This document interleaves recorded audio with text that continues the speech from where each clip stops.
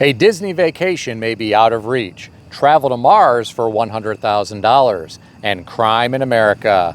Today, I read an article on CNBC.com written by Devin Burris titled, "Why a Disney Vacation May Have Gotten Too Pricey for the Average American Family." According to the author, a one-day single park ticket for Walt Disney World has climbed on average 5% per year over the past 10 years. Between 2014 and 2024, the average cost for a single-day Walt Disney World ticket inflated 56%. This is according to Wolf Research, well above the national rate of inflation at 32%. A Disney World one-day, one-park, off-peak ticket will cost $109, and its equivalent at Disneyland is $104. But on average, a one-day ticket at Disney World costs $154. During peak times, it costs as much as $189. Here are my thoughts. Think about how much this costs an entire family. If you have a family of 4 going during a peak time, that is really expensive. Then, throw in the cost for food and drinks. It's shocking how much some of these theme parks charge for food and drinks these days. If the kids want a toy of some type, that's going to be even more expensive. Then, think about how much hotel accommodations in the area are going to cost, and be prepared to potentially pay for resort fees that aren't cheap. I tend to agree with the headline of this story. A Disney vacation may have gotten too pricey for the average American family. Maybe this is something that a family can save up for over many years. With that said, I'm sure there will be families who really can't afford to go, but they will go anyway. They will put the cost of the trip on a credit card. In my opinion, that is a dangerous thing to do for a variety of reasons. For one, credit card companies are charging sky-high interest right now. This debt could spiral out of control very quickly. Here's another reason why this is dangerous. We have seen a lot of layoffs this past year in the news. If our economy enters an ugly recession in the future, there could be more layoffs. It's bad enough to get laid off when you have no debt.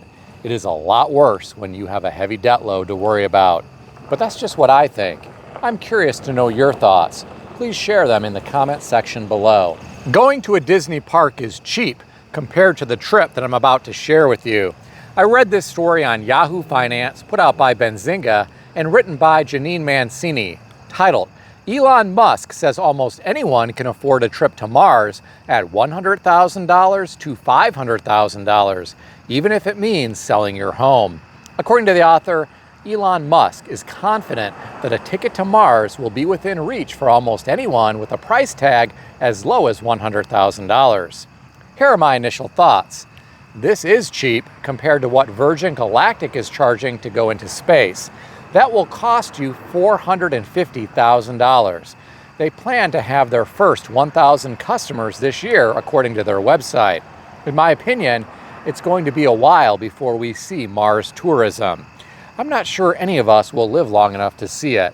Getting back to the article, the author said, setting aside $100,000 feels more like a distant dream than an achievable goal for most people. With the median household income in the U.S. around $74,580 and many families juggling bills, mortgage payments, and education costs, a Mars trip seems pretty far down the priority list. Well, my friends, I tend to agree with the author here. Many Americans haven't seen their wages keep pace with inflation. Some are barely hanging on financially. And this is during a time when we are often told on the television that our economy is booming. I can't imagine how bad things could be if we enter an ugly recession or see a sizable correction or crash in the stock market. I'm sure there are plenty of people who will spend 6 figures to travel into space, though. I was talking to a guy I know recently. He has an FFL license, and he sold 3 machine guns to a guy this past year for $180,000. He said the guy probably won't ever shoot them, but he had the disposable income to buy some new expensive toys. Well, expensive to some everyday Americans, but just a drop in the bucket for this guy. On the topic of expensive experiences, this next article may interest you. I read this on yahoo.com, put out by Adventure, and written by Dave Golder, titled, take a look inside the world's largest indoor ski resort that just opened in China. It's huge. According to the author, the Shanghai L Snow Indoor Skiing Theme Resort opened on September 6th. It is the largest indoor ski resort in the world. It is the size of about 15 football fields and has a vertical drop of nearly 200 feet. Well, my friends, it's great that China has this facility for the people who live there and for tourists to enjoy. With that said, we have buildings in some cities here in America that are crumbling. We have bridges that are rusting away, and we have roads in disrepair. This is nothing against China or their people. I know plenty of people from China, and they are wonderful. It's just discouraging that China has some thriving cities while we have some that are struggling. They manufacture products for people all over the world, while we have seen our manufacturing slowly erode over the past several decades. When there are fewer good jobs in America, keyword good, crime often goes up. Watch Michael Moore's old documentary called Roger and Me. He talks about how crime went up in Flint, Michigan after all of the industry left. Former workers on the factory line became guards at the jail, and some of the inmates were their former co-workers at the factory. On the topic of crime, I read an interesting article today on foxbusiness.com written by Yael Halon, titled, Los Angeles iconic Langer's Deli may shudder as crime homelessness ravages neighborhood. It's not safe. According to the author, iconic Langer's Deli in downtown Los Angeles is considering closing its doors after 76 years as rising crime and homelessness in the area continues to plague local residents and business owners. The author went on to say, MacArthur Park, which sits just outside the restaurant, is reportedly riddled with trash, drug use, and homelessness. Well, my friends, I hate to hear about this. This is an unfortunate sign of the times here in America.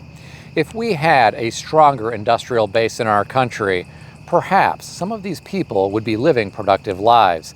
They may not have to self-medicate with drugs to feel better because they would have a job that paid a livable wage and they could enjoy the finer things in life. People who struggle with drugs are not always bad people. Some are trying to self-medicate to deal with psychological pain. Read about the Rat Park study conducted in the 1970s by Dr. Bruce Alexander. He put rats in a cage alone and offered each rat 2 water bottles. One was filled with water and the other with heroin or cocaine. The rats drank the drug-laced bottles until they died. He then put rats in a setting that he called Rat Park. Instead of being alone, the rats had other rats to play with, socialize with, and have sex with. He put the same types of drug-laced bottles in Rat Park. The rats preferred the plain water instead of the drug-laced water. A social community beat the power of drugs. I suspect some homeless people have lost all hope. Some are alone. Some have unfortunately resorted to drugs. I may be wrong, but these problems in society could get worse depending on what happens with our American economy moving forward. What do you think? Share your thoughts in the comment section below. If you enjoyed this video, consider subscribing to the channel. I want to extend a special thanks to everyone who has subscribed to this channel. I want to also thank all of my channel members.